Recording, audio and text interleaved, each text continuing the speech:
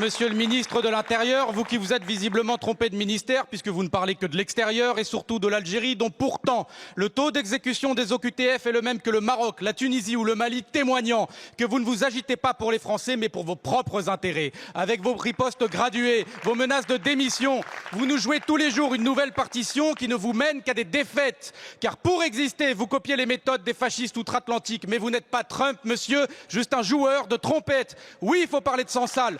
Nous avons tous appelé à sa libération, mais l'escalade des tensions lui nuit gravement et la vérité, c'est que Retailleau est en train de le sacrifier pour gagner son congrès. Vous dites agir pour la France, mais comment peut-on prétendre défendre la France en piétinant ses lois, en piétinant des droits, en piétinant la foi de millions de Français musulmans?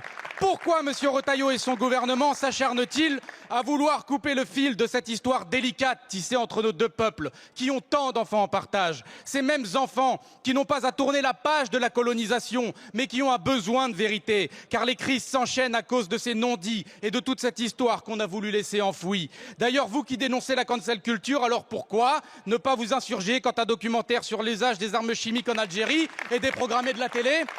Monsieur le Premier ministre, votre gouvernement n'est pas à la hauteur de notre histoire commune, pas à la hauteur de ces Algériens qui ont fait couler leur sang à Monte Cassino ou dans le débarquement de Provence, pas à la hauteur de nos anciens qui ont mêlé leur sueur dans les mines et les usines de toute la France.